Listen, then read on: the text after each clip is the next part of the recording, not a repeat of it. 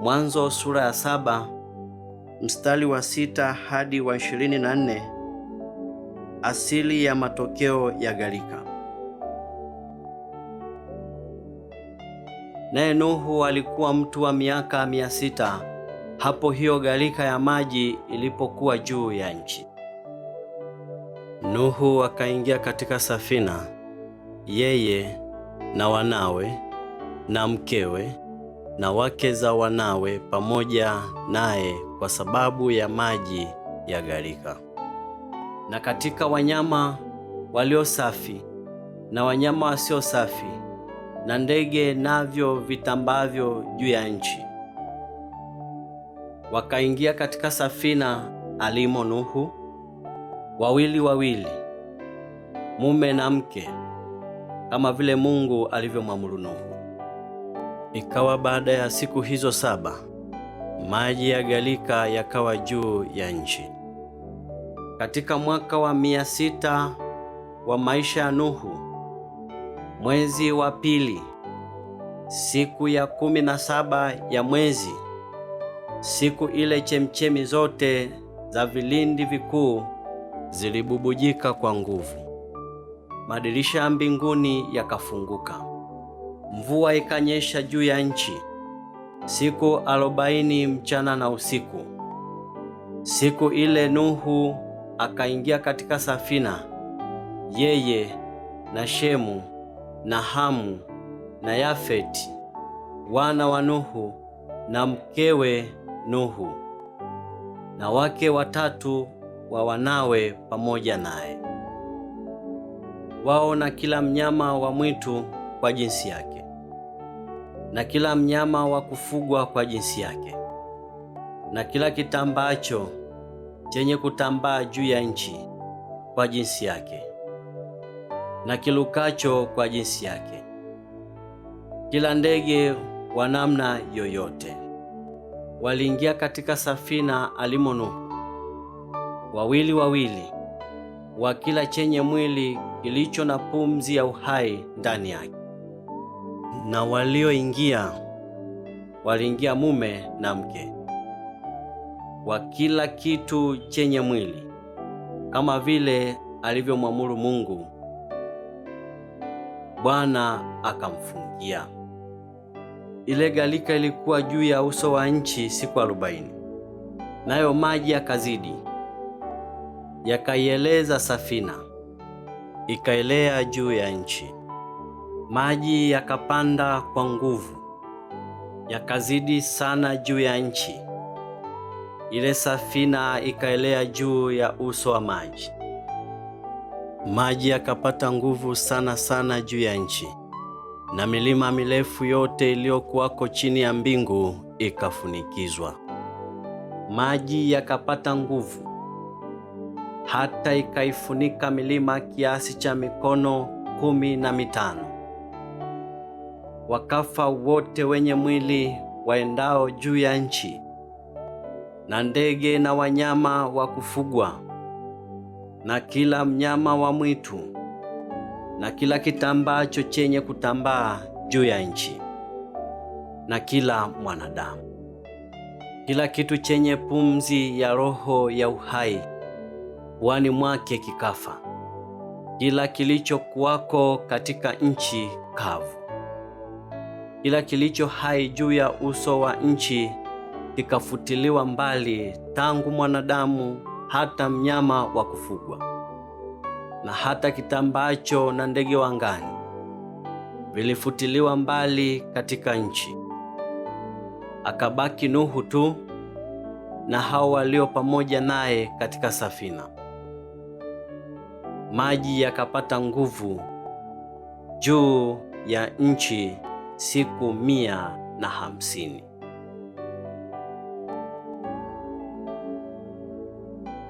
Mwanzo sura ya 8 mstari wa 1 hadi wa 19. Mungu amaliza kazi.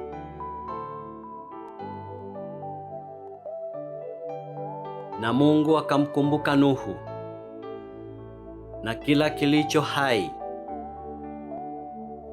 na wanyama wote waliokuwamo pamoja naye katika safina, Mungu akavumisha upepo juu ya nchi, maji yakapungua. Chemichemi za vilindi zikafungwa, pia na madirisha ya mbinguni. Mvua kutoka mbinguni ikazuiliwa. Maji yakadumu kuondoka katika nchi. Na mwisho wa siku 150 maji yakapunguka. Mwezi wa 7, siku ya 17 ya mwezi, safina ikatua juu ya milima ya Ararat. Maji yakapunguka hata mwezi wa 10. Mwezi huo wa 10, siku ya kwanza ya mwezi, vilele vya milima vikaonekana. Ikawa baada ya siku 40, Nuhu alifungua dirisha la safina alilolifanya. Akatoa kunguru, naye akatoka akaenda huko na huko, hata maji yakakauka juu ya nchi. Kisha akatoa njiwa aone kwamba maji yamepunguka usoni pa nchi. Bali yule njiwa hakuona mahali pa kutua kwa wayo wa mguu wake. Akamrudia Nuhu safinani, maana maji yalikuwa juu ya uso wa nchi yote. Naye akanyosha mkono, akamtwaa, akamwingiza mle safinani. Akangoja na siku 7 tena, kisha akamtoa yule njiwa katika safina mara ya pili. Njiwa akamjia jioni, na tazama, alikuwa na jani bichi la mzeituni kinywani mwake, ambalo amelitunda. Basi Nuhu akajua ya kwamba maji yamepunguka juu ya nchi. Akangoja na siku ya 7 tena, akamtoa yule njiwa, naye asimrudie tena kamwe. Ikawa mwaka wa 601, mwezi wa kwanza, siku ya kwanza ya mwezi, maji yalikauka juu ya nchi. Nuhu akaondoa kifuniko cha safina, naye akaona na tazama, uso wa nchi umekauka. Na mwezi wa pili, siku ya 27 ya mwezi, nchi ilikuwa kavu. Mungu akamwambia Nuhu akisema, toka katika safina, wewe na mkeo na wanao na wake za wanao pamoja nawe. Utoe pamoja nawe kila kilicho hai kilichomo pamoja nawe, chenye mwili, ndege na mnyama, na kila kitambacho chenye kutambaa juu ya nchi. Wajae katika nchi, wawe na uzazi, wakaongezeke katika nchi. Basi Nuhu akatoka, yeye na wanawe na mkewe na wake za wanawe pamoja naye, kila mnyama na kila kitambacho na kila ndege, kila kinachokwenda juu ya nchi kwa kabila zao. Wakatoka katika safina. Mwanzo sura ya 8 mstari wa 20 hadi 22. Ibada ya Nuhu na ahadi ya Mungu. Nuhu akamjengea Bwana madhabahu. Akatwaa katika kila mnyama aliye safi na katika kila ndege aliye safi, akavitoa sadaka za kuteketezwa juu ya madhabahu. Bwana akasikia harufu ya kumridhisha. Bwana akasema moyoni, sintailani nchi tena baada ya hayo kwa sababu ya wanadamu. Maana mawazo ya moyo wa mwanadamu ni mabaya tangu ujana wake, wala sintapiga tena baada ya hayo kila kilicho hai kama nilivyofanya. Muda nchi idumupo, majira ya kupanda na mavuno, wakati wa baridi na wakati wa hari, wakati wa kaskazi na wakati wa kusi, mchana na usiku havitakoma. Mwanzo sura ya 9 mstari wa 1 hadi wa 17. Agano la Mungu na Nuhu. Mungu akambariki Nuhu na wanawe, akawaambia, zaeni mkaongezeke, mkaijaze nchi. Kila mnyama wa katika nchi atawaogopa ninyi na kwa hofu, na kila ndege wa angani pamoja na vitu vyote vilivyojaa katika ardhi, na samaki wote wa baharini vimetiwa mikononi mwenu. Kila kiendacho kilicho hai kitakuwa chakula chenu. Kama nilivyowapa mboga za majani, kadhalika na wapeni hivi vyote. Bali nyama pamoja na uhai, yaani damu yake, msile. Hakika damu yenu ya uhai wenu nitaitaka, na kwa mkono wa kila mnyama nitaitaka, na kwa mkono wa mwanadamu, kwa mkono wa ndugu ya mtu nitaitaka uhai wa mwanadamu. Atakayemwaga damu ya mwanadamu, damu yake huyo itamwagika na mwanadamu. Maana kwa mfano wake Mungu alimfanya mwanadamu. Nanyi zaeni mkaongezeke, zaeni sana katika nchi, mkaongezeke ndani yake. Mungu akamwambia Nuhu na wanawe pamoja naye, akisema, mimi, tazama, nalithibitisha agano langu nanyi, tena na uzao wenu baada yenu, tena na kila kiumbe hai kilichopo pamoja nanyi, ndege na mnyama wa kufugwa na kila mnyama wa mwitu katika nchi pamoja nanyi, wote wanaotoka katika safina, hata kila kilicho hai katika nchi. Na agano langu nitalithibitisha nanyi, wala kila chenye mwili hakitafutwa tena kwa maji ya gharika, wala hakutakuwa tena gharika baada ya hayo kuiharibu nchi. Mungu akasema, hii ndio ishara ya agano nifanyalo kati yangu na ninyi na kila kiumbe hai kilichoko pamoja nanyi kwa vizazi vyote hata milele. Mimi nauweka upinde wangu winguni, na utakuwa ni ishara ya agano kati yangu na nchi. Hata itakuwa nikitanda mawingu juu ya nchi, upinde utaonekana winguni, nami nitalikumbuka agano langu lililoko kati yangu na ninyi na kila kiumbe hai katika wote wenye mwili, wala maji hayatakuwa gharika tena kuwaharibu wote wenye mwili. Basi huo upinde utakuwa winguni, nami nitauangalia nipate kulikumbuka agano la milele lililoko kati ya Mungu na kila kiumbe hai katika wote wenye mwili kilichoko katika nchi. Mungu akamwambia Nuhu, hii ndio ishara ya agano nililoliweka kati yangu na wote wenye mwili walioko katika nchi. Mwanzo sura ya 9 mstari wa 18 hadi 19. Kushindwa kwa Nuhu.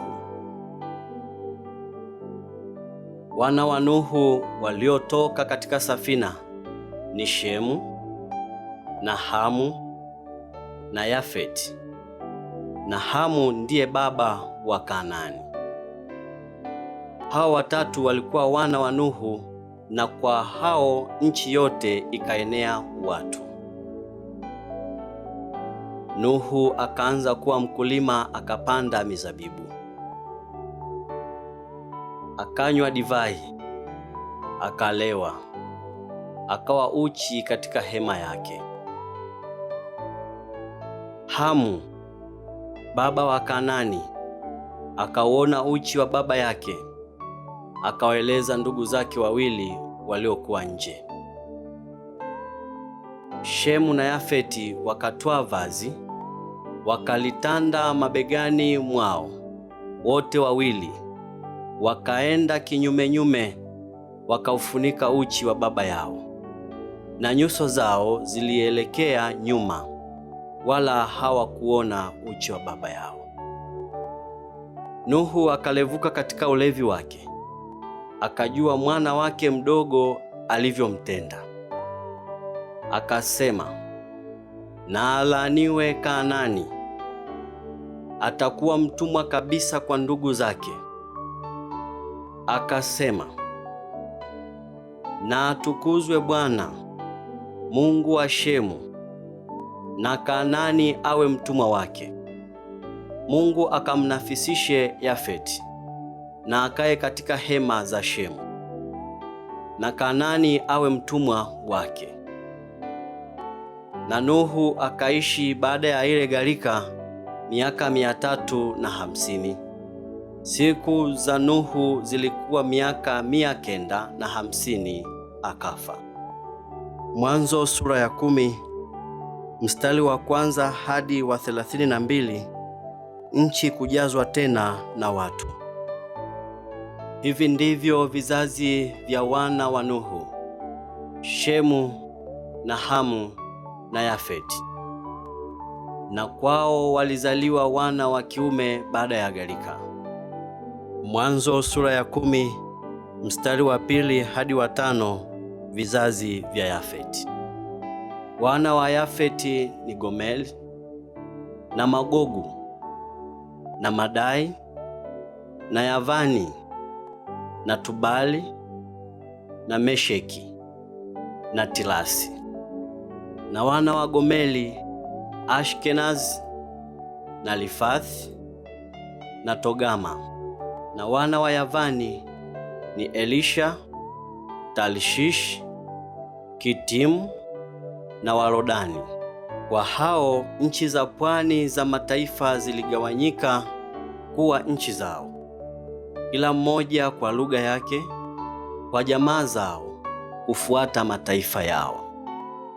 Mwanzo sura ya 10 mstari wa 6 hadi wa 20. Vizazi vya Hamu. Na wana wa Hamu ni Kushi na Misri na Putu na Kanaani. Na wana wa Kushi ni Seba na Havila na Sabta na Raama na Sebteka. Na wana wa Rama ni Sheba na Dedani. Kushi akamzaa Nimrodi, akaanza kuwa mtu hodari katika nchi. Alikuwa hodari wa kuwinda wanyama mbele za Bwana.